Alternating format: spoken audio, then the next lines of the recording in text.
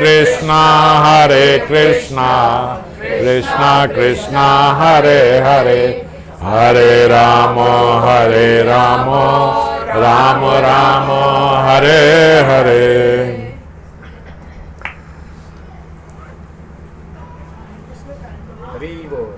तो कल से हम लोग श्री गौर कथा के 100वें भाग का उत्सव मना रहे हैं। और कल हमने चर्चा करी कि क्यों ये कथा का महोत्सव भी मनाया जाता है और कथा कितना एक इम्पॉर्टेंट रोल प्ले करती है हमारे आध्यात्मिक जीवन में। और कल ही हमने देखा, पता नहीं क्या उत्सव था, राधा गोविंद देव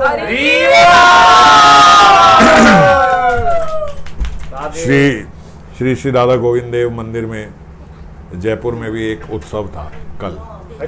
किस बात का था ये नहीं बता, लेकिन हमारे हाँ, और एक स्पेशल कीर्तन भी हुआ जो आज उन्होंने भेजा सोनू सोनी जी ने। तो एक भगवान की तरफ से रेसिप्रोकेशन भी दिखती है।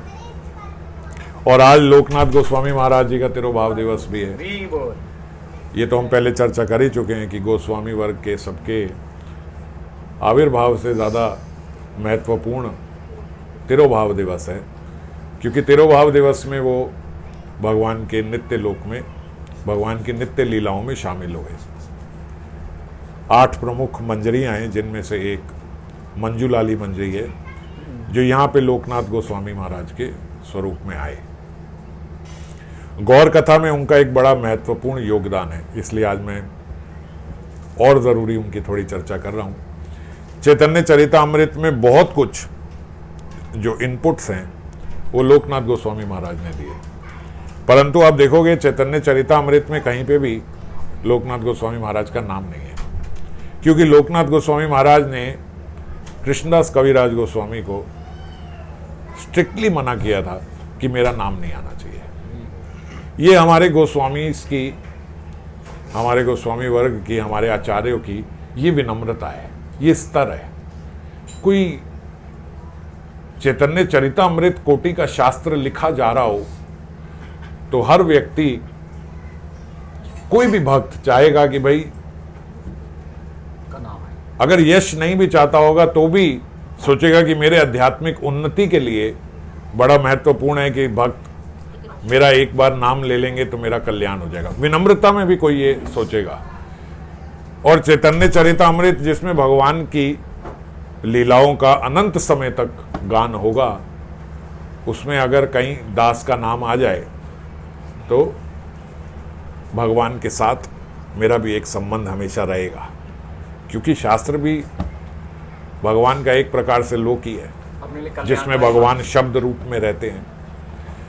तो विनम्रता में भी कोई व्यक्ति सोचेगा, परंतु लोकनाथ गोस्वामी महाराज ने बड़ा स्ट्रिक्टली मना कर दिया कि मेरा नाम बिल्कुल उसमें नहीं आना चाहिए, और बड़े महत्वपूर्ण इनपुट्स दिए उन्होंने। ये बड़े शुरुआत से ही अपने जीवन के नवद्वीप में पढ़ने के लिए आ गए थे। अद्वैत आचार्य के स्कूल में पढ़ते थे, जो हमने पहले सब चर्चा करी। अद्वैत आचार्य की एक यूनिवर्सिटी थी और अद्वैत आचार्य से ही पढ़े हुए हैं लोकनाथ गोस्वामी महाराज। और महाप्रभु के समय में ही, महाप्रभु के साथ ही वहाँ पे अद्वैत आचार्य के यहाँ बैठा भी करते थे।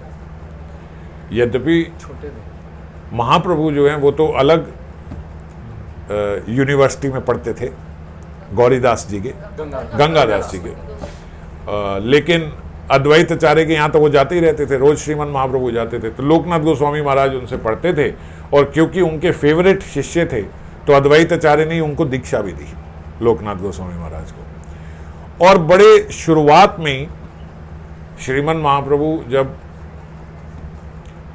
उन्होंने अपना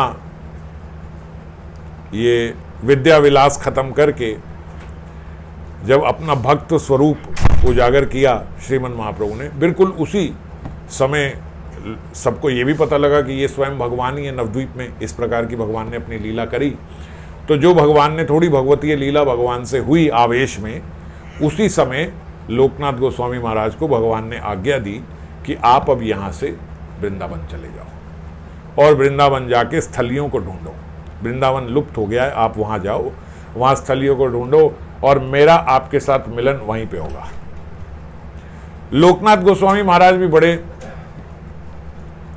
पहुंचे हुए थे, तो ये इन्होंने अपनी दूरदृष्टि से बोलते ये जान भी लिया था कि श्रीमन महाप्रभु भी यहाँ ज़्यादा समय नहीं रुकेंगे नवद्वीप में, ये भी सन्यास लेके चले जाएंगे। और कहीं ऐसा भी बोला जाता है कि लोकनाथ प्रभु को श्रीमन महाप्रभु ने पहले ही एडवांस में बताया कि मैं भी यहाँ से सन्यास लेके चले जाऊँ, आप चलो। और कई जगह और बड़ी प्रमुखता से, स्पष्टता से कई संतों ने यह भी बोला कि ऐसा कुछ लोकनाथ गोस्वामी महाराज को नहीं बोला गया था, कुछ नहीं बताया गया था, सारी बातें, मगर प्रमुखता से जो हमारे आचार्य वर्ग हैं उन्होंने बोला कि नहीं, इस प्रकार से कोई ऐसी वार्ता नहीं हुई थी। श्रीमन महाप्रभु ने पहले किसी को नहीं बताया था मैं संन्यास लूंगा, केवल श्रीमन महाप्रभु ने दृढ़ता से उनको बोला था कि आप यहां से वृंदावन चले जाओ और वहां स्थलियां ढूंढो। और उस समय ये बड़ा कठोर निर्णय लगता है अपने लिए, अगर हम सोचें कि अभी तो आपने लीला प्रारंभ करी, अभी तो सारा देखो नवद्वीप में कितना जबरदस्त संकीर्तन हुआ, संकीर्तन प्रारंभ हुआ, एक संकीर्तन का युग प्रारंभ हुआ, और उसी से पहले नहीं तो लीला स्थली ढूंढनी थी, 1 साल बाद ढूंढ लेते, 1 साल जरा वो भी संकीर्तन का आनंद ले लेते लोकनाथ महाराज, और उसके बाद उनको भेज दिया जाता, पर नहीं, उसी समय भेज दिया और अकेले भेजा। वो वृंदावन जो लुप्त हो गया है, वो वृंदावन जो अब वन है और घना वन है, किसी को पता ही नहीं। हम आज देखते हैं राधा कुंड, श्याम कुंड, कुसुम सरोवर इत्यादि, कुछ था ही नहीं, एकदम लुप्त हो गया था। इतना सा कुंड रह गया था राधा कुंड, वो भी पता नहीं घने जंगल में कहां पे है। 12 वन है, एक वृंदावन उनमें से है, तो सब घने एकदम। अब लोकनाथ महाराज जी को वो तो शास्त्रों के माध्यम से लीला स्थली ढूंढने के लिए अकेले, आज हमें कोई बोले तो भगवान भी आ जाए तो हम बोलेंगे यार क्या डिसीजन है ये, मैं अकेला निकल जाऊं, मतलब मेरे लिए कुछ नहीं है, ना मैं आपका कुछ देखूं, ना आपके साथ रहूं, ना आपके संग रहूं, ना कोई बंदा साथ में, बस मैं चला जाऊं अकेला। मगर लोकनाथ गोस्वामी महाराज ने बोलते एक बार एक प्रश्न नहीं किया, एक बार एक शिकंज नहीं हुई, उन्होंने बोला चले जाओ, चले गए। उनके आचरण से बहुत कुछ सीखने को है लोकनाथ गोस्वामी के, परंतु हम देखते हैं कि लोकनाथ गोस्वामी जो है वो इतने प्रचलित नहीं है। छठ गोस्वामी हम बोलते हैं, उसमें उनका नाम भी नहीं है, अष्ट गोस्वामी में है। वो क्यों? क्योंकि वो अपने आप को, जो व्यक्ति अपना एक नाम भी नहीं आने देना चाहता चैतन्य चरितामृत में, वो कितना अपने आप को छुपा के रखते होंगे, और कितनी लीलाओं का, कितनी लीला स्थलियों को उन्होंने ढूंढना, 300 से ऊपर लीला स्थलियां आपने आज तक भी अपने जीवन में दर्शन नहीं किए होंगे। जब सब कुछ उजागर है, टैग लगा हुआ है, नेम प्लेट लगी हुई है, गूगल मैप में भी आपको दिख जाएगा, तब भी आज हमारे पास इतना समय है, इतना इंटरेस्ट नहीं है कि वो 300 स्थलियां हम देख लें, जो 300 से ऊपर स्थलियां उस समय में उन्होंने स्थापित करेंगी। ये है अकेले।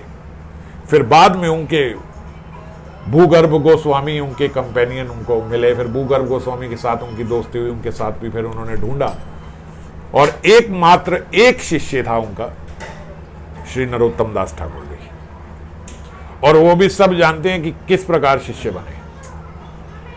वो इतने विनम्र थे लोकनाथ गोस्वामी महाराज कि वो अपने आप को ऐसा समझते ही नहीं थे कि मैं किसी को दीक्षा दे सकता हूं, मैं तो किसी लायक ही नहीं हूं, मैं तो किसी लायक नहीं हूं, मैं तो इस लायक भी नहीं हूं कि कोई मेरा नाम भी सुने। ऐसी विनम्रताओं के भीतर थे। तो किसी को दीक्षा कैसे देंगे? ये तो नरोत्तम दास ठाकुर जी एक ऐसे, क्योंकि वो भी भक्तों के भक्त हैं, नरोत्तम दास ठाकुर जी उनका रोज जाके मल साफ करते, जहां वो निवृत्त होने जाते थे, और उनका मल अपनी छाती से लपेट लेते कि ऐसे संतों का तो मल भी भगवत धाम ले जाने के लिए पुण्य है। एक दिन लोकनाथ गोस्वामी महाराज ने छुप के देखा, ऐसा कौन है जो मेरे निवृत्त स्थान को भी रोज जब जाता हूं तो बुहारी लगी हुई एकदम साफ होता। भाई जंगल में कैसे इतनी बुहारी? 1 दिन हो गया, 2 दिन हो गया, ये तो रोज सफाई होती है। और छुप के देखा तो नरोत्तम दास ठाकुर, उनकी इस दैन्यता को देख के लोकनाथ महाराज, जो खुद इतने दैन्य थे, उनसे भी दैन्यता बढ़ती देख के उन्होंने नरोत्तम दास ठाकुर को बोला, जाओ स्नान करके आओ। प्रयोजन जान गए थे कि ये दीक्षा लेना चाहते हैं, इसलिए ये सब करें। और फिर उसके बाद कोई और शिष्य नहीं बनाया, तो एक ही शिष्य लोकनाथ महाराज जी का, नरोत्तम दास ठाकुर जी। और नरोत्तम दास ठाकुर जी तो भगवान के प्रेम का स्वरूप है। नरोत्तम दास ठाकुर जी, भगवान अपना प्रेम छोड़ गए थे नदी में, संभाल के रखो मेरा नरोत्तम। नरोत्तम तब पैदा भी नहीं हुए थे, स्नान के लिए गए थे श्रीमन महाप्रभु, और स्नान में वहां पे नदी को अपना प्रेम दे आए थे कि कुछ समय बाद नरोत्तम मेरा दास आएगा, वो यहाँ पे स्नान करेगा, तो ये संभाल के रखना मेरे प्रेम की निधि, ये उसको दे देना। बोलते नरोत्तम दास ठाकुर काले थे जब पैदा हुए थे, और जैसे ही उस नदी में स्नान के लिए गए तो एकदम उज्जवल रंग हो गए और श्रीमन गौर महाप्रभु का प्रेम प्राप्त हो गया। क्योंकि मैंने पहले भी आपसे बताया ना, कांति भाव की है। श्रीमन महाप्रभु में गौर कांति क्यों है? क्योंकि किशोरी जी का भाव लेके आए हैं। भाव से कांति बनती है, वो फेयर एंड लवली लगाने से कांति नहीं बनती, कांति भाव से बनती है। जिस व्यक्ति का व्यक्तित्व, जिस व्यक्ति का ब्रह्मचर्य, जिस व्यक्ति का अध्यात्म उज्जवल होगा, उसके भीतर से कांति अलग ही निकलती है। और फिर सर्वश्रेष्ठ किशोरी जी और उनका भाव लेके जब कृष्ण आए तो नरोत्तम दास ही नहीं, अपने काले कृष्ण भी उज्जवल हो गए और श्रीमन महाप्रभु बन गए। और वही प्रेम उन्होंने फिर नरोत्तम दास ठाकुर जी को दिया, तो नरोत्तम दास ठाकुर जी उज्जवल हुए। फिर वहीं पे रहते हुए लोकनाथ महाराज को भगवान की सेवा करने की इच्छा हुई, तो राधा विनोद जी उनको वहां पे मिले, प्रकट हुए। आज भी जो राधा विनोद जी हैं, ये राधा विनोद जी कृपा पूर्ण लोकनाथ महाराज जी के लिए प्रकट हुए। इसीलिए साधारण विग्रह नहीं, ऐसे नहीं किसी ने बनाए हैं, किसी कलाकार ने। भगवान साक्षात प्रकट हुए राधा विनोद के रूप में लोकनाथ महाराज जी के लिए। और लोकनाथ गोस्वामी महाराज बोलते उस समय एक सफेद वस्त्र में लेके उनको घूमते थे, जहां जाते थे उनको साथ लेके जाते, जहां जाते साथ लेके जाते, जो पाते थे उनको भोग पवा के और फिर खुद पाते थे। तब बैग इत्यादि तो नहीं होता है, तो बस वो कपड़े में ही लेके अपने साथ साथ राधा में। आज गोकुल आनंद जी में दर्शन होते हैं और वहीं पे लोकनाथ गोस्वामी महाराज जी की समाधि भी है। तो लोकनाथ गोस्वामी महाराज जी से जो सबसे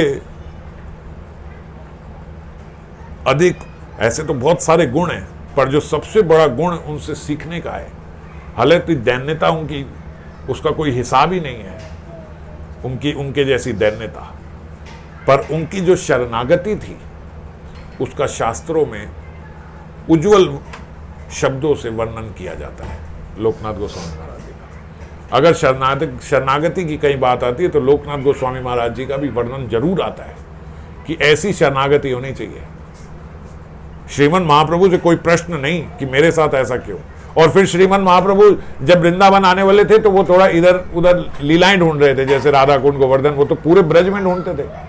जब महाप्रभु वृंदावन आए, जब महाप्रभु ने कहा मैं वृंदावन आके आपको मिलूंगा, आप वृंदावन चले जाओ, उसके बाद कब महाप्रभु वृंदावन जाएंगे? अभी तक नहीं, अभी तो दक्षिण की यात्रा में गए हैं जब हम चर्चा कर रहे हैं, फिर वापस आएंगे, फिर कुछ समय बाद जाएंगे, 2-2.5 साल तो अभी दक्षिण की यात्रा करी, फिर उसके बाद जाएंगे वृंदावन। और जब वृंदावन हो गए तो उस समय लोकनाथ गोस्वामी महाराज वहां नहीं थे वृंदावन में, वो ब्रज में और जगहें लीलास्थलियां ढूंढ रहे थे। महाप्रभु वहां से होकर निकल गए, तब लोकनाथ गोस्वामी महाराज को, वो तो वृंदावन आए थे, वो वृंदावन पहुंचे, वो वृंदावन से निकल गए। उन्हें पता लगा प्रयाग में गए, वो प्रयाग में जाने को है, महाप्रभु ने स्वप्नादेश दिया यहीं रहो, मिलेंगे आपको। अभी रूप सनातन गोस्वामी मिलेंगे, जो उनको समझाना, उनके साथ रखना अपने बच्चे की तरह। अब देखो, अब एक तो वहां नहीं मिले, वहां नहीं साथ रखे, मिले नहीं, फिर यहां आए, फिर यहां आके, फिर यहां भी नहीं मिले, यहां से चले। कितने सारे प्रश्न व्यक्ति के मन में उठते हैं कि मैं ऐसा क्यों। पर बिल्कुल शरणागति, जैसा जो बोल दिया वही, स्वप्नादेश वो यहीं रहो, वहीं रहे, ठीक है, खड़े, आपने यहीं कहा यहीं रहेंगे। और विरह में रहे, आपको अच्छा उनका इतना प्रेम नहीं होगा, हमारा थोड़ा ज्यादा है, ऐसा नहीं है। उत्कट प्रेम श्रीमन महाप्रभु के लिए। इसीलिए मैं कल भी चर्चा कर रहा था, पर समय के कारण आगे नहीं बढ़े। शरणागति भी दो प्रकार की होती है। एक शरणागति तो मैं आपकी सेवा करूंगा ठाकुर जी, मैं सब कर रहा हूं, मैं सब करूंगा, हम दासता स्वीकार करते हैं, बिल्कुल शरणागत हो के आप जैसा कहो, जो कहो मैं करूंगा, ये करूंगा, वो करूंगा, मगर कितनी पगार मिलेगी? जब दास आता है, वो आप कहीं आपके नौकर चाकर हो सकते हैं, बड़े अच्छे हो, बहुत ईमानदार हो, आपके लिए सब कुछ करने को, आप जो काम बोलो वो करेंगे।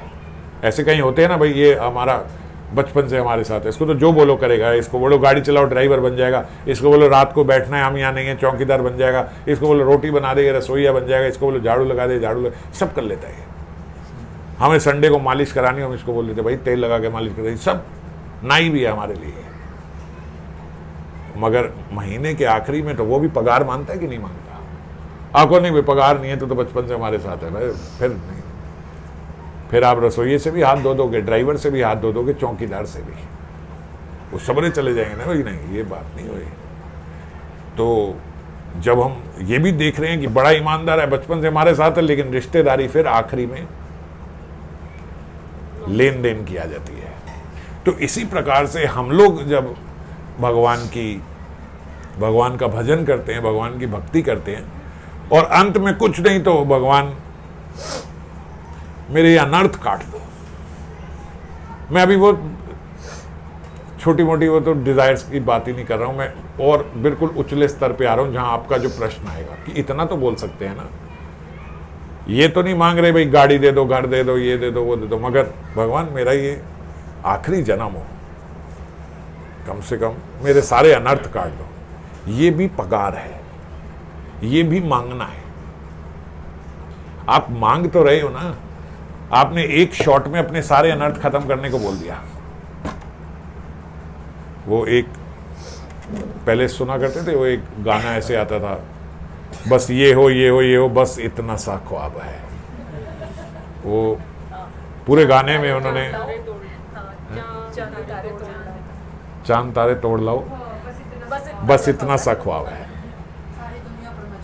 सारी दुनिया पर मैं चाहूं, बस इतना सा ख्वाब है।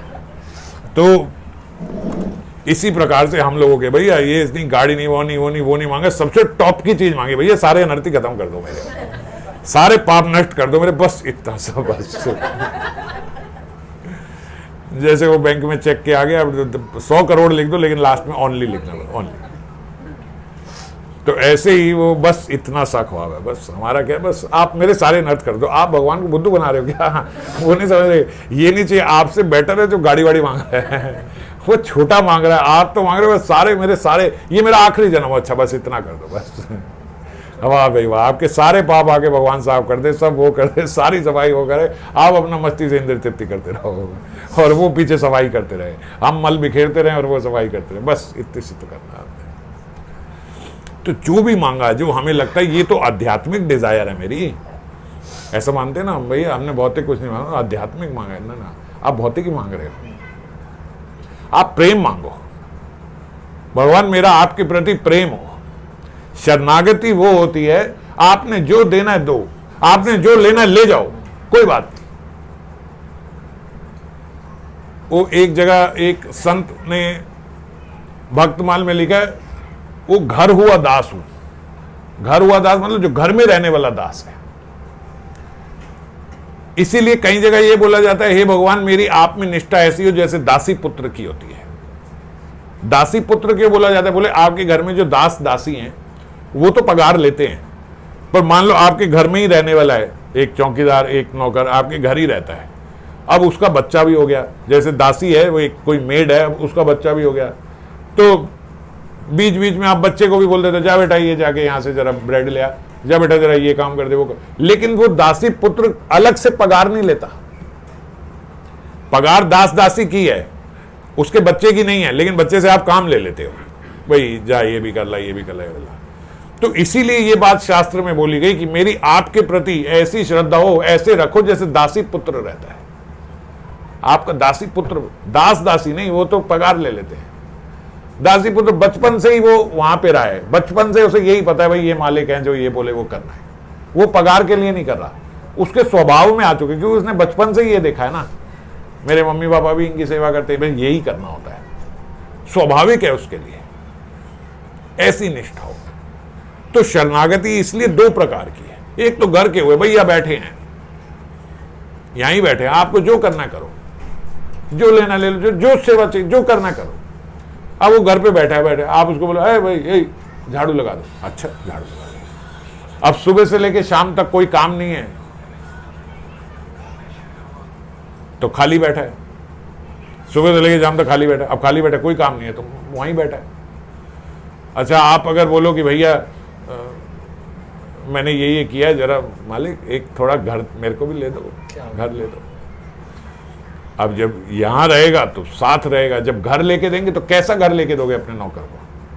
2-4 हज़ार रुपए का कमरा ले दोगे एक, जा भाई फिर वहां जाके रहे, जहां 4 लोग रहते हैं। खाने की व्यवस्था कर दो तो कैसा खाना दे दो, 100 रुपए दिए, जा बेटे बाहर से जाके कुछ खा लिया। और अगर नहीं मांगा तो क्या प्रसाद पाएगा? जो आप पा रहे हो। नहीं रहने को दिया तो कौन से घर में रहेगा? जहां आप रह रहे हो। आप अपने लिए पिज्जा बर्गर मंगाओ भाई, आप फिर जब जो साथ में घर में साथ है आप कहोगे भाई आप अपने आप होता है भाई इसको भी तो देखना है, और तो कुछ घर में बन नहीं रहा, चलो थोड़ा एक्स्ट्रा मंगा लो, थोड़ा जो रह जाएगा ये खाएगा, अब वो ऑटोमेटिकली बढ़िया खाएगा। तो शरणागति का ये स्तर है। अगर व्यक्ति भगवान के, अच्छा ये ऐसे मत सोचना कि चलो इसमें ज्यादा बाउंड्रीज मिलती है कल से ये कर लेंगे। ऐसा व्यक्ति ऐसा होता है, गाली दो तो भी यहीं हूं, मार लो तो भी यहीं हूं, प्रेम करो तो भी यहीं हूं, मैं यहीं हूं, मैं आपके महल में ही आ गया, बस मैं यहीं रहूंगा, मैं चाहिए कुछ नहीं। अब आप देखो कैसे रखना है। अब जो घर का ही है, जब अपने घर रखोगे तो लोग बढ़िया बढ़िया नौकर को भी वर्दी सिलवा के देते हैं, भैया ये अपने घर में प्रेजेंटेबल होना चाहिए। हमारे यहाँ कोई शेव वेव नहीं करे तो उसको भी बोलते भैया शेव वेव करके जब बढ़िया रह के रहे, ऐसे कोई आता अच्छा नहीं लगता दाढ़ी मुझे। तो अपने जो यहाँ रहेगा उसको तो बढ़िया एकदम करके रहोगे, तो नहीं रह रहा तो फिर जो मर्जी करे, जो मर्जी अपने घर में पहने पुने, हमें क्या फर्क पड़ता है। इसी प्रकार भगवान की जो इस प्रकार के श्रेष्ठ शरणागत भक्त हैं, उनका भगवान सारा कुछ देखते हैं।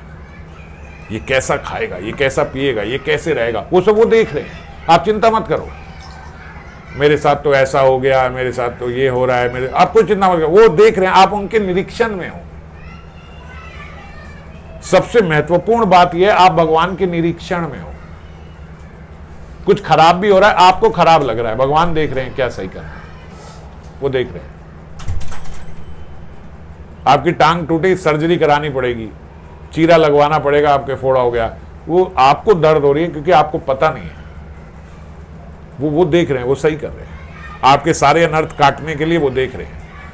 तो इसीलिए शरणागति इस प्रकार की, जैसे हम कल बोले थे, ठाकुर में जैसो तैसो तेरो, बस अब तेरो तो तेरो, तो मेरो उसमें कुछ नहीं, मांगने का कुछ है ही नहीं, अपना ही कुछ नहीं है। जब आपने समर्पण कर दिया अपने आगो, तो फिर मांगे किसके लिए? अपना कुछ नहीं, आपका है बस। अब आप देखो कैसे रखे, तो जैसे रखे फिर ठीक है। ले गए किसी को, ले गए तो ठीक, दे गए किसी को, दे गए तो ठीक, वो सब जो वो करे बस वो ठीक। इस प्रकार के जो भक्ति है, इस प्रकार की जो शरणागति है, वो श्रेष्ठ शरणागति, वो श्रेष्ठ भक्त ये माने जाते हैं। और इसी प्रकार की शरणागति लोकनाथ गोस्वामी महाराज ने अपने चरित्र से, अपने आचरण से दिखाई है। कहीं लेक्चरबाजी नहीं करी, समझाया नहीं बस किसी को कि ये समझ लो, ये लिखा है, अपने स्वयं के आचरण से दिखाया ऐसा होना चाहिए। जो वो करें ठीक, जो आप करो ठीक, जो करो सही, बस ये शरणागति का हमारा स्तर है। तो थोड़ा सा चैतन्य भागवत से भी आज चर्चा करेंगे क्योंकि महत्वपूर्ण है, 100वीं क्लास है। हालांकि 100वीं कल भी थी, तो 100वीं चलती जा रही है हमारी। श्रीमन महाप्रभु पिछली बार हमने चर्चा करी थी, कृष्णदास अपने एक दास के साथ दक्षिण यात्रा में श्रीमन महाप्रभु निकले हुए हैं और कूर्मा देश में पिछली बार वो गए थे, कूर्मा ब्राह्मण से मिले थे, और जो वासुदेव ब्राह्मण जिनको कोढ़ का रोग था, उनके उन्होंने कोढ़ का निवारण किया था। स्पेशल वापस पीछे आए उनके लिए और उनके कृष्ण रोग का निवारण किया। और उसके बाद कूर्मा ब्राह्मण और वासुदेव को ही उन्होंने बोला कि अब आप यहीं पे रह के प्रचार करो हरि नाम का। और जो श्रीमन महाप्रभु ने उनको प्रेम दिया था, वही प्रेम कूर्मा ब्राह्मण और वासुदेव ब्राह्मण के माध्यम से आगे लोगों में भी वो प्रेम बढ़ता गया।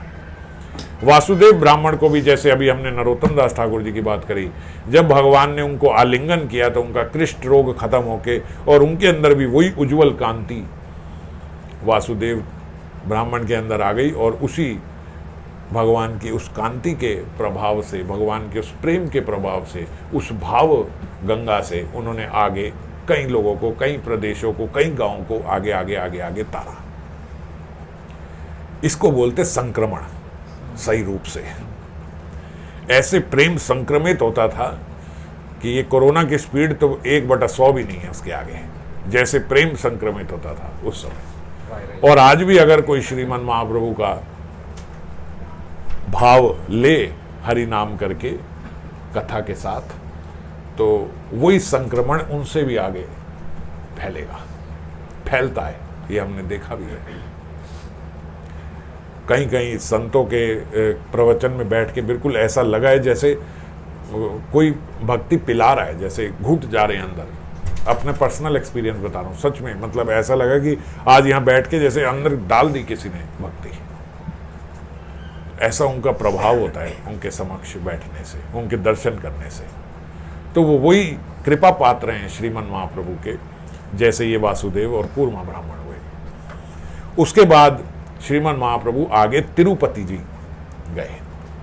आज हम देखते हैं वेंकटेश्वर भगवान, जो वेंकटेश भगवान बालाजी, तिरुपति बालाजी, बालाजी एक और भी बालाजी हैं, तिरुपति वाले जो बालाजी हैं, तो भगवान नारायण का स्वरूप है वहाँ पे। और तिरुमल पर्वत के ऊपर आंध्र प्रदेश में, अभी आंध्र प्रदेश में स्थित एक तिरुमल पर्वत है। आप गए हो? कोई गया यहाँ से? आप गए?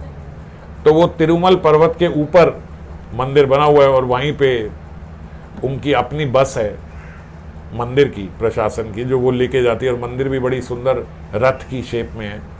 वो रथ मंदिर, उसमें बस रथ की शेप में है और वो बस ही आपको घुमा घुमा के, क्योंकि अब सारी जो चप्पल वप्पल है वो सब तिरुमल पर्वत से नीचे ही उतार दी जाती है, क्योंकि बिल्कुल जैसे हम गोवर्धन भगवान हैं, तो ऐसे ही तिरुमल पर्वत जो है ये शेष है, अनंत शेष है, और उन्हीं के ऊपर ये वेंकटेश भगवान विराजते हैं। तो भगवान तिरुमल पर्वत के ऊपर जाके उन्होंने भगवान के दर्शन किए, और दर्शन करते ही जो वहाँ पे साथ में पुजारी जी थे, उनसे श्रीमन महाप्रभु ने वहाँ के बारे में लीला जाननी चाहिए कि आप यहाँ का कुछ इतिहास, कुछ लीला बताइए भगवान की। हालांकि श्रीमन महाप्रभु तो स्वयं भगवान है, सब जानते हैं, लेकिन अपने आचरण से वो ये बात दिखा रहे हैं, हर जगह करते हैं, वो अपने आचरण से ये बात सिखा रहे हैं कि किसी भी धाम में जब हम जाएं तो वहाँ धाम के बारे में जानना जरूर चाहिए। ऐसे नहीं बस भीड़ में गए, कुछ गए और बस फटाफट से जाके दर्शन करके हाँ जी आ गए। जो क्या कर रहे हो? भगवान थे। कौन से थे? वो सब भगवान एक ही हैं। दर्शन कराए हम, सारे एक ही स्वरूप है। थे ऐसे नहीं। आप वृंदावन गए, मैंने कई बार अब कई लोगों को ऐसा देखा है, आप सबकी बात नहीं, आप तो परम वैष्णव भक्त हो सब, कि वृंदावन गए, दर्शन कराए। भाई किसके कराए? वो 4-5 मंदिर उन्होंने दिखा दिए थे, रिक्शे वाले नहीं। तो मैंने कहा किन किन के, नाम याद नहीं है किन किन के। वो कह रहे थे यही मेन है, हमने जाके सबके दर्शन। मैंने कहा कुछ तो देखा होगा कोई के, और तो सब ठाकुर का ही स्वरूप है, कोई अलग थोड़ी है वहाँ पे, कृष्ण तो वही है। तो मैं कहता वही है तो 5 मंदिर में भी क्यों गए थे? एक में ही चले जाते, फिर 5 में जाने की जरूरत क्या थी? तो बड़ा अधूरा दर्शन है, बड़ा बल्कि मतलब अगर मैं अपने भाव से कहूँ तो ऐसे शायद दर्शन करके ही नहीं आए। और भक्तमाल में भी हम कहीं देखते ना, जब भक्त जाते थे भगवान बोलते थे एब्सेंट लग गई इसकी। सिर्फ इतनी सी बात से एब्सेंट लग गई कि उसने सोचा वृंदावन जाऊंगा, दर्शन भी करूंगा, ये काम भी कराऊंगा। आपने सोचा भैया वहाँ बांके बिहारी की टिक्की बढ़िया मिलती है, जो जाएंगे वो टिक्की विक्की भी खाएंगे। तो बांके बिहारी में एब्सेंट लग गई, टिक्की वाले के यहाँ प्रेजेंट लग गया। अगर ये करके ये भी कराएंगे तो यही कराए, आप वो दर्शन नहीं करके आए। तो इसीलिए श्रीमन महाप्रभु ने अपने आचरण से ये बताया, जहां जाए वहां के बारे में जाने, इन विग्रह, इन भगवान के स्वरूप का क्या इतिहास है, और जब वो जानते हैं, अब कल भी देखो हम यही चर्चा कर रहे थे, जब कथा होती है तो कथा से फिर संबंध जुड़ता है, फिर पता लगता है हाँ कितने खास हैं ये। नहीं तो बस वही आप मूर्ति विग्रह समझ के भैया सब उन्हीं के पिक्चर्स हैं, जाके देख के आ गए।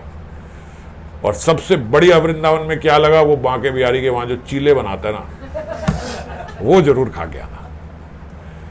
बाकी तो बांके बिहारी की तरह तो बहुत भीड़ थी, एकदम कुछ दिख नहीं रहा था, बार बार पड़ता हो रहा था। वृंदावन गए नहीं, अगर वो नहीं खाए मगर चीले नहीं खाए तो वृंदावन नहीं गए। और और वाकई में लोग ये बोलते हैं, मजाक के लिए नहीं बोल रहा हूँ, सच में लोगों की ये भावना रहती है। भारती फूड्स सब्सक्राइब किया हुआ इन्होंने, इनको रोज मेन्यू आता है उनका भारती फूड्स का। तो मंदिर के दर्शन नहीं आते, भारती फूड की फोटो आती है रोज कि यही आ रहे हैं। खैर, तो तिरुमल पर्वत के ऊपर तिरुपति जी भगवान के दर्शन किए, उनसे पूछा कि यहाँ के बारे में बताएं। तो वहाँ के बारे में आप लोग भी जान के बड़े आनंदित हो गए कि साक्षात वहाँ तिरुमल पर्वत पे जो भगवान है, उनको साक्षात वहाँ तिरुमल पर्वत को वैकुंठ माना जाता है, कि वो धरती पे वैकुंठ है। वो 2 जगह 3 जगह मान लो प्रमुखता वैकुंठ मानी जाती है। एक बद्रीनाथ, वहां बोला जाता है आज भी भगवान हैं बद्रीनाथ में, साक्षात भगवान ही है, और नरहरि रूप में वहां पे भगवान रहते हैं। और जगन्नाथपुरी को वैकुंठ नहीं कहते, जगन्नाथपुरी जगन्नाथपुरी है। जगन्नाथपुरी में जगन्नाथ भगवान रहते हैं, वैकुंठ में नारायण रहते हैं। जगन्नाथपुरी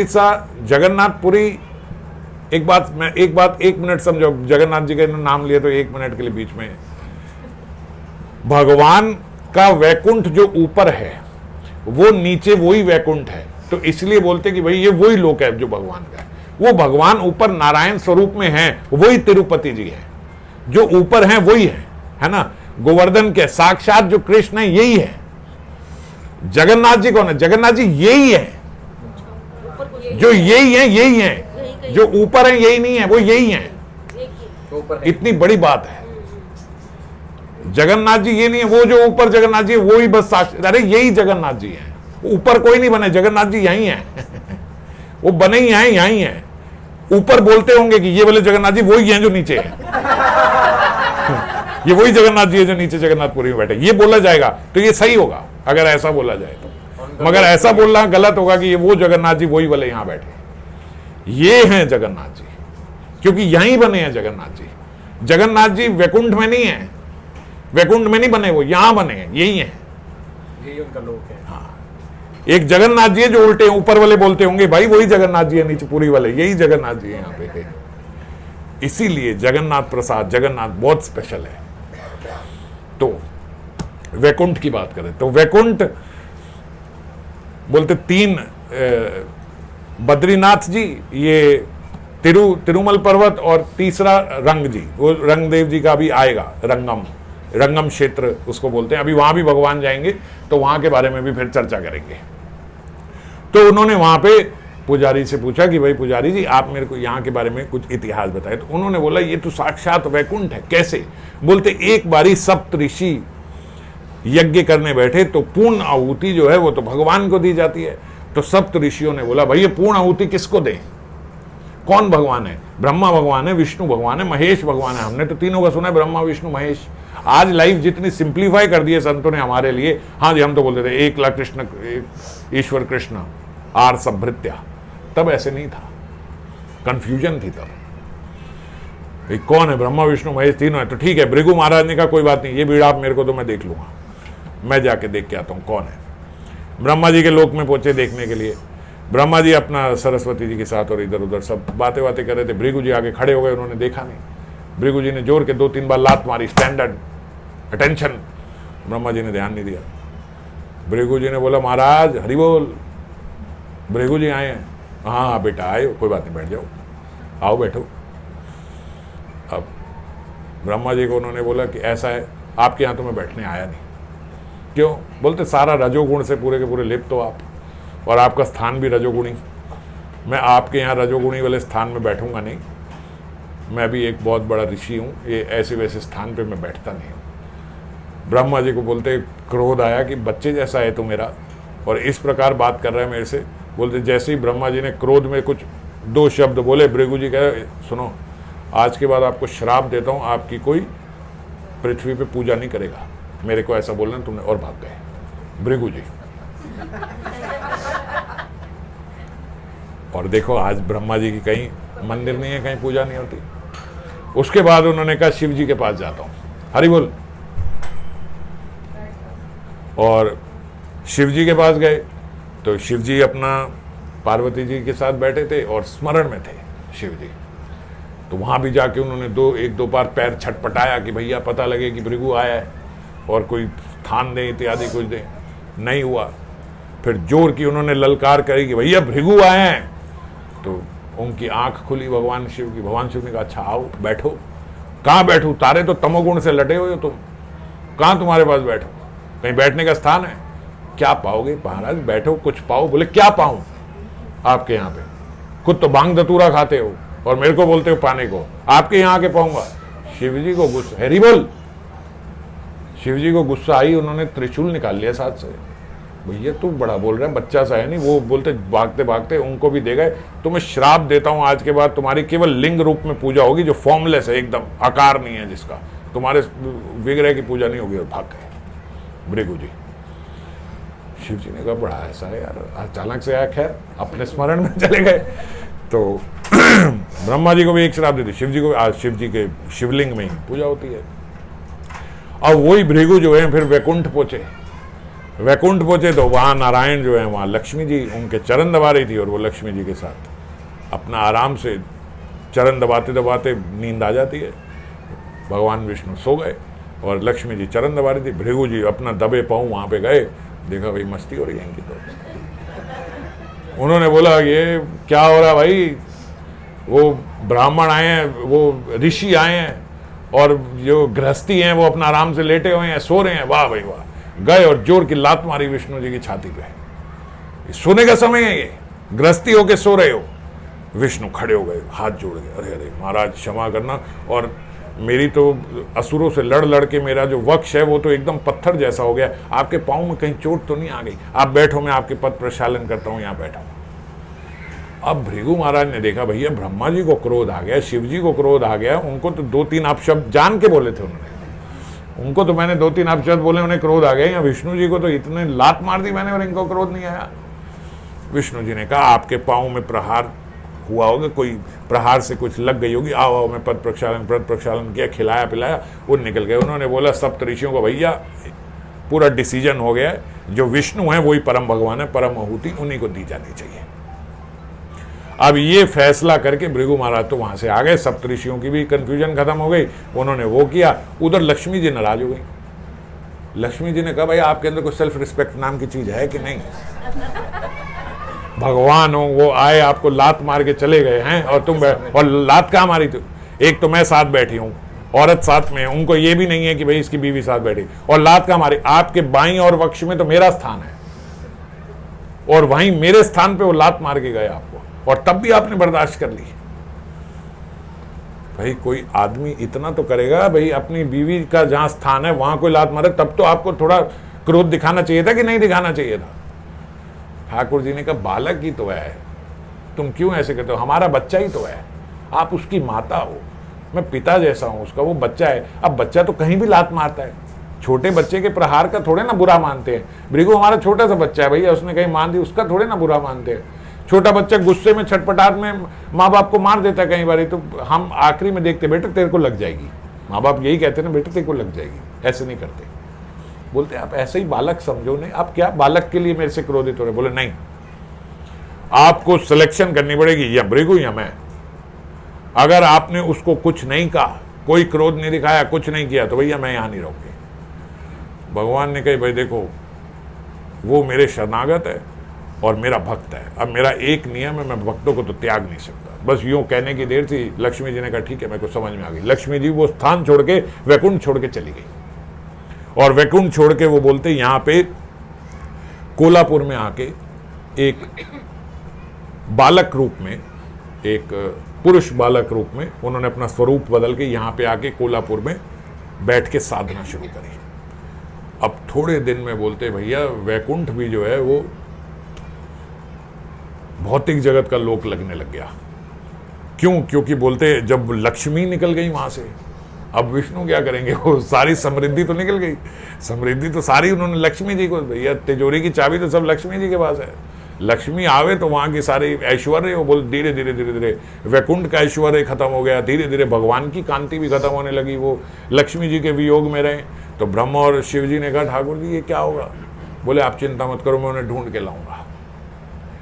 तो बोलते भगवान जो है वो यहीं पे, जिसको तिरुमल पर्वत बोला जाता है, यहाँ पे भगवान आके बैठ के तपस्या करने लगे, तपस्या करने लगे, ढूंढने लगे कि भैया लक्ष्मी जी में थोड़ा अपना ध्यान लगाऊं तो लक्ष्मी जी पता चले कहाँ पे है।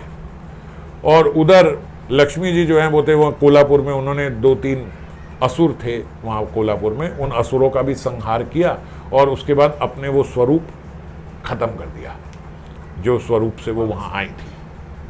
अब ये ध्यान करते करते करते करते एक कहीं जाके गुफा में, पहाड़ी के नीचे कहीं गुफा में बैठ के, ये पहाड़ी जो है कौन सी है ये भी एक बड़ी, इसके पहले भी एक कथा है। ये पहाड़ी कौन सी है बोलते, ये वराह स्वामी जी की, वराह भगवान की पहाड़ी है। जब वराह भगवान आए थे तब शेष भगवान, शेष अनंत शेष ने पहाड़ी रूप ये लिया था वराह भगवान को स्थान देने के लिए। जो वराह थे जिन्होंने पृथ्वी को बाहर निकाला, तो बोलते जब वराह ने पृथ्वी को बाहर निकाला तो उसके बाद यहीं पे आके उन्होंने रेस्ट किया था इस स्थान पे, तो इसीलिए इसको वराह स्थान भी बोलते हैं। और वराह भगवान का भी वहां पे एक मंदिर है तिरुपति के पास। तो ये एरिया उनका था भगवान वराह का। तो वहां पे बैठ के वो तपस्या करने लगे। जब तपस्या करने लगे तो भैया उन्होंने देखा कि ये तो एक पुरुष देह में जाके वहां पे भगवान तपस्या कर रहे हैं और खाने पीने का भी कुछ नहीं है और लक्ष्मी जी भी इनको नहीं मिल रही है। तो बोलते सरस्वती और पार्वती जी ने ब्रह्मा और शिव जी को बोला भाई तुम क्या कर रहे हो यहाँ पे? वो देखो वो वहां पे बेचारे अकेले गए हुए हैं और उनके पास कोई है भी नहीं और कब से बैठ के तपस्या कर रहे हैं। तो वो गाय और बछड़ा बन गए ब्रह्मा और शिव, और बोलते वहां गाय बछड़ा बन गए। तो वहां एक उस समय चोला किंगडम थी, तो सुना है ना इसके बारे में भी, चोल देश है, चोला डायनेस्टी थी ना एक, तो वो चल रही थी उस समय भी। तो वो बोलते वहाँ चोल देश के जो वो राजा थे, वहीं पे एक गैया चराने वाला भी था ग्वाला, वो वहाँ पे गैया और वो बन गए उसके, वहाँ पे वो उसने रख लिया गैया चराने वाले ने, भैया ये तो बड़ी सुंदर गैया लग रही है और बड़ी हट्टी कट्टा, ये तो बच्चा भी है, ये छोटा सा जो बछड़ा है ये दूध देगा, अच्छा है थोड़ा इसको पाल लेते हैं। वो उन्होंने उनको पाल लिया। अब वो तो रोज फटाफट से गैया और वो निकल जाते, वो तो ब्रह्मा और शिव हैं, वो निकल जाते, वो पहाड़ी में उसी स्थान पर चले जाते जहाँ भगवान वेंकट रूप में, उनका नाम उस समय वेंकट था, इसीलिए वेंकट रमण बोला जाता है। तो वेंकट रमण गोपाला, वेंकट रमण, वहाँ पे इस प्रकार का कीर्तन होता है, जो लाइन भी लगी होती है तो जोर जोर से गोपाल गोपाल वेंकट रमण गोपाल, इस प्रकार से कीर्तन होता रहता है। तो अब वो वहाँ पे जाके जो गौआ और बछड़ा थी, ब्रह्मा और शिव थे, वो वहाँ जाके अपना सारा दुग्ध वहाँ निकाल आते और वो वेंकट जो है वो दुग्ध का पान करते। अब थोड़े दिन देखते रहे भैया, ऐसा ही चलता जा रहा, चलता। भैया वो ग्वाले ने कहा यार इतनी तगड़ी गैया हमने रखी तो इसलिए थी कि ये दूध देगी, और ये तो कहीं दूध देता ही नहीं, ये दूध देती नहीं है, तो एकदम खाली रहती है और दुग्ध के अंदर आता है, मगर जब मैं देखता हूँ तो दुग्ध होता नहीं, तो दुग्ध जाता कहाँ है? तो उसने सोचा कि यहीं पे रात को बैठ के देखता हूँ क्या होता है। रात को उसने देखा, सुबह भैया वो फटाफट से गैया और वो निकल गए और पहाड़ी के ऊपर जाए और अपना सारा दुग्ध वहाँ निकाल दिया। ओहो, ये ग्वाले ने देखा ये हमारे साथ ये बेईमानी हो रही है। उसने अपना वो निकाल के, वो क्या बोलते उसको, चाबुक नहीं, वो चाकू जैसा एक वो गोल ऐसा वो निकाल के, एक्स क्या, कुल्हाड़ी, एक छोटी सी कुल्हाड़ी होती है ना, वो निकाल के जोर की मारी कि ये गैया को मार दो। और जैसे ही उसने कुल्हाड़ी निकाल के मारी तो वो वेंकट जो थे वहाँ पे, भगवान है वो, तो सब क्या उन्हें पता लग गया इसने ऐसे इनको मारने के लिए मारी है। तो बोलते वो वेंकट उनके सामने आ गए और भगवान वेंकट की यहाँ पे कुल्हाड़ी लगी और थोड़े से बाल भी हट गए और यहाँ खून भी निकलने लगा। वही कुल्हाड़ी लेके वेंकट ने वापस उठा के मारी और वो जब भगवान ने मारी तो काम बचना था उसने, वो बेचारा ग्वाला मर गया। अब जब वो ग्वाला मर गया तो उन्होंने वहीं पे वो राजा को भी श्राप दे दिया कि भैया जिस राज्य में गौओं की रिस्पेक्ट नहीं होती, वो क्योंकि वो गौओं का वो राजा का ही ग्वाला था, और राजा भी ऐसा है कि उसके ग्वाले की इतनी हिम्मत हो गई कि गौ हत्या करने को उजारू हो गए। तो इसका मतलब ऐसा पहले माना जाता था कि भैया अगर राजा के यहाँ किसी ने पाप किया तो वो राजा का पाप है। इसीलिए आज भी बोलते बच्चों का जो पाप है वो पिता को भी, माता पिता को भी लगता है, जो प्रजा का पाप है वो राजा को भी लगता है, तो और राजा का पाप प्रजा को भी लगता है। तो उन्होंने कहा भाई इस राजा के इससे हुए, तो उन्होंने राजा को भी श्राप दिया कि ये भी अगले जन्म में असुर बनेगा। अब राजा जो थे उनको थोड़ा भक्ति भाव में थे, उनको पता लगा कि भाई ऐसे ऐसे ये एक ग्वाला पीछे पीछे आप, क्योंकि ग्वाला भी उन्हीं का था राज्य का, आपके पीछे पीछे वो भागा था गाय के पीछे, और वो उसका तो वध हो गया। राजा पीछे पीछे पीछे वहाँ गया, भाई कहाँ वध हुआ है ग्वाले का। उसने राजा ने देखा कि ये ग्वाले का यहाँ वध हुआ है, उसने अपने तीर कमान निकाल लिया, भैया किसने इसका वध किया है। जो ही निकाला तो वेंकट भगवान वहाँ से प्रकट हो गए, वो वहीं थे, और गौआ और बछड़ा भी वहीं थे, और उन्होंने बोला कि मैंने वध किया है क्योंकि इसने ये किया था, और तुम्हें भी श्राप दिया है कि तुम अगले जन्म में असुर बनोगे। उसने कहा महाराज आप कौन हैं जिसने मुझे भी श्राप दिया और ये किया। बोले आपके राज्य में ये सब हो रहा है। राजा ने कहा भाई मेरी कोई गलती नहीं है, मैं तो ऐसा चाहता ही नहीं था कि गौ हत्या करे, ये वो सब करके। राजा ने माफ़ी मांगी तो उन्होंने कहा ठीक है, अब आप माफ़ी मांगते हो तो अगले जन्म में आप राजा बनोगे, आप अगले जन्म में फिर राजा ही बनोगे, और आपके यहाँ लक्ष्मी जी का जन्म होगा और उनके साथ मैं विवाह करूँगा अगले में जब आप लोग। अब राजा का जब वो कार्यकाल खत्म हुआ, अगले जन्म में राजा आकाश राज बना, और आकाश राज राजा के यहाँ पे पुत्री नहीं थी, कोई बच्चा नहीं था, कोई संतान नहीं थी। तो बोलते आकाश राजा जो थे ये बड़े परेशान थे कि हमारे यहाँ कोई संतान नहीं है। तो उन्होंने एक बारी उनको वही जैसे लक्ष्मी जी प्राप्त होती हैं, एक पृथ्वी के नीचे उनको स्वर्ण स्वरूप की कन्या प्राप्त हुई, वो राजा ने रख ली कि भाई ये हमारी पुत्री है, आकाश राजा ने। और उस समय भगवान का भी अगला जन्म हुआ, ये वेंकट जो है, मतलब उन्होंने भी अपना वेंकट स्वरूप छोड़ के दूसरा स्वरूप लिया, और श्रीनिवास नाम से भगवान वहाँ पे रहे। और श्रीनिवास जो है ये वहाँ पे एक वकुल देवी, अब जो अगला ये जो श्रीनिवास हुए ना, उन्होंने कोई शरीर तो छोड़ा नहीं, बस वही एक नया स्वरूप कांति लेके वो वहीं से प्रकट हो गए, भगवान ही है। और अभी भी जब भगवान आए तो उनके यहाँ पे वही कुल्हाड़ी लगी हुई और बाल निकले हुए यहाँ से। तो ये श्रीनिवास जो है ये जा रहे थे, एक वहाँ पे वकुल देवी माता थी, वो वकुल देवी यशोदा माता है। तो यशोदा माता ने कृष्ण जब हुए थे कृष्ण काल में, तब यशोदा माता ने कृष्ण को शिकायत करी कि भैया अब तू हमें मिल तो गया, जब द्वारका में वापस मिले अब तू हमें मिल तो गया, पर अब तो तने 108 शादियाँ कर ली, यहाँ पे 1008 शादियाँ कर ली, और हमने तो एक शादी नहीं देखी तेरी, हमें तो तू बच्चा मिला था और अब बाल बच्चों वाला मिला है। तो ये जो बीच का था तो हमने तो देखा नहीं तेरी शादी वादी में। मैं तो भाई पुत्र विवाह का भी एक जाम होता है, वो तो राई हमारा पूरा नहीं होता। तो उन्होंने कहा ठीक है मैं आगे आपका पूरा करूँगा। तो अब वो वकुल देवी के पास श्रीनिवास जा रहे हैं कि भैया यही मेरी माता है और अब विवाह इनके संरक्षण में रह के करूँगा। अब वहाँ जा रहे थे तो वहाँ बीच में उनको एक नीला देवी दिखी। नीला देवी वहाँ पे एक स्त्री थी, उसने देखा कि ये तो बड़ा सुंदर आकर्षण भगवान है, वही कांति वही स्वरूप। उन्होंने देखा कई क्षण मधुरिमा, वो देख के एकदम मोहित हो गई कि ये इतना सुंदर स्वरूप, और इनके जो हैं वो आगे से लेकिन बाल हटे हुए हैं और वो हैं। उसी समय बोलते उन्होंने चाकू लेके अपने बाल काटे और अपनी एक थोड़ी दिव्य शक्ति से उनके जाके वो बाल लगा दिए कि आपका ये कट खत्म हो जाए और आपके बाल लग जाए। इसीलिए तिरुपति बालाजी में बाल चढ़ाए जाते हैं, ये प्रथा है भगवान को, क्योंकि उन्होंने काट के वो बाल लगाए थे ना, तो इसीलिए आज भी ये प्रथा है कि वहाँ पे अपने बाल तो पड़ोसी थोड़े काट के चढ़ा दोगे। तो पता चले आप तिरुपति जा रहे हो पड़ोसी के बाल काट दिए। तो वहाँ लोग बाल कटा के अपने बाल चढ़ा के आते हैं। तो बाल क्यों चढ़ाते? बाल चढ़ाने की ये प्रथा है कि भगवान को वही वो श्रीनिवास को वो अपने बाल अर्पण करते हैं। तो उनको जब नीला देवी ने बाल अर्पण किए, भगवान बड़े प्रसन्न हुए। अरे इतना आपके भीतर, क्योंकि स्त्री के अंदर तो अपने बालों को लेके बड़ा मोह होता है, आपने वो भी अपने आगे से ऐसे अपने बाल काट के मेरे को लगा दिए। उसी समय उन्होंने उनको अपने दिव्य दर्शन दिए। उन्होंने बोला कि मैं कोई साधारण पुरुष नहीं हूँ, मैं साक्षात नारायण हूँ और मैं लक्ष्मी जी से ही विवाह करने के लिए जा रहा हूँ, तो आपको भी मैं वरदान देता हूँ कि आप अब देवी बन जाओगे। तो तब से वो नीला देवी हो गई, वो भी देवी हो गई, उनका भी दिव्य स्वरूप हो गया। वहीं से भगवान ने उन पर कृपा करी। फिर भगवान वकुल देवी के पास गए, वकुल देवी जी को बोला कि याद दिलाया कि आप ऐसे ऐसे माता यशोदा हो, आपने शिकायत करी थी शादी नहीं देखी, तो अब देखो अब मैं आपके पास आया हूँ, अब हम शादी करेंगे। बोला बेटा किससे शादी करोगे तुम?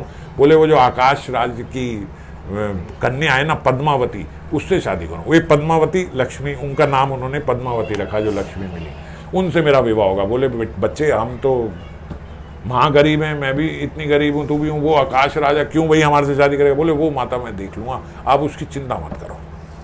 अम्मा कह के वो उसमें बताया गया कि अम्मा मैं देख लूँगा, आप चिंता ना करो। और बोलते एक दिन भगवान वही श्रीनिवास निकले और पद्मावती भी वहाँ थी अपनी सखियों के साथ एक बगीचे में। वहाँ पे एक पागल हाथी आ गया और जैसे ही पागल हाथी आया तो उससे बचने के लिए जैसे भागी पद्मावती, तो भागते ही उन्होंने आगे श्रीनिवास खड़े थे, श्रीनिवास को आलिंगन हो गया। अब फिल्मी सीन है एकदम, हाथी आया, वो भागी और वो श्रीनिवास ऐसे खड़े थे और श्रीनिवास के साथ आलिंगन हो गया। तो और वो हाथी भाग गया। वो हाथी बोलते कोई और नहीं, गणेश जी थे, सेटिंग कराने आए थे गणेश जी। तो श्रीनिवास और उनके नैन चार हुए और उनका आपस में प्रेम हो गया। अब उन्होंने बोला कि भाई विवाह करना चाहिए। विवाह कैसे होगा? बोले मेरे पिताजी तो नहीं मानेंगे। उन्होंने बोला वो कोई बात नहीं, वो सेटिंग हम कर लेंगे, आप अपना आराम से जाओ। अगले दिन बोलते वो श्रीनिवास जो हैं एक स्त्री का रूप लेके और एक ऐसी भगवती वस्त्र पहन के और ऐसे 3 4 5 चेले चपाटे साथ में लेके, हा अम्मा जो बताती हैं वो सत्य हो जाता, हाँ अम्मा, बड़े बड़े सेठ जी साथ में, वाह वाह अम्मा जो आपने बताया, हाँ माला माल हो गया, गरीब था, खाने को रोटी नहीं थी, आज दुनिया को दान कर सकता हूँ, ये वो। आकाश राजा ने देखा भाई बड़ी ये तो जा रही है। उन्होंने बोला हमारे घर आओगे, हमारी कन्या का भी हाथ देख के बताओगे? हाँ हाँ राजा क्यों नहीं बताएंगे। क्या लोगे? तो बोलते कुछ नहीं धन वन की हमें कोई इच्छा नहीं, धन हमारे पास भगवान का दिया बहुत है। अच्छा आओ आओ, हमारी वो कन्या का हाथ देखा। बोले इनके तो वो एक वकुल देवी हैं वहाँ पे, उनका बच्चा श्रीनिवास है, आप जाके उनसे विवाह करा दो, बस नारायण स्वरूप है, उनसे विवाह होते ही बस आप देख लेना, आपकी बच्ची जो है, ये तो बच्ची नहीं लक्ष्मी है, ये तो देख लेना उनसे विवाह करने के बाद क्या ऐश्वर्य होगा। ठीक है भाई आकाश राज ने अगले दिन माता वकुल देवी को बोला जाओ रिश्ता लेके जाओ। उन्होंने कहा भाई पागल हो गए, वो राजा हम बच्चे, अरे जाओ तो सही तुम। वो गए, वो ऐसे हुई, यही बताया था उसने कि वकुल देवी आएगी। बोले आपका बच्चा श्रीनिवास? हाँ अरे आओ आओ, रिश्ता पक्का है आपके साथ, आप चिंता ना करो, हो गया आपसे रिश्ता। सेटिंग तो वो पहले ही कराए थे। तो वो उनके साथ बोलते उनका विवाह होना था। अब आकाश राज जो हैं इन्होंने जब विवाह करा तो इन्होंने तो बड़ी धूमधाम से तैयारियां करी। अब श्रीनिवास जो है इनके पास तैयारी करने को कुछ नहीं, क्योंकि इनकी तो लक्ष्मी वहां चली गई, ये तो श्रीहीन है, अभी क्या करें, अभी इनके पास पैसे नहीं है। ब्रह्मा शिव को बुलाया, भाई इधर आओ, सारी सेटिंग तो करा दी गणेश जी ने, लेकिन अब कैसे होगा, हमारे पास तो पैसा ही नहीं है। और महाराज आप तो भगवान, बोले भगवान की श्री वहां गई हुई है भाई, अभी नहीं हो सकती सेटिंग, एक बार विवाह हो जाए फिर तो तुम मेरे से ले लेना, लेकिन अभी तुम्हारे पास। शिव जी ने कहा भाई हम तो फक्कड़ है, हमारे पास तो कुछ है नहीं, आप कुबेर से जाके मांगो।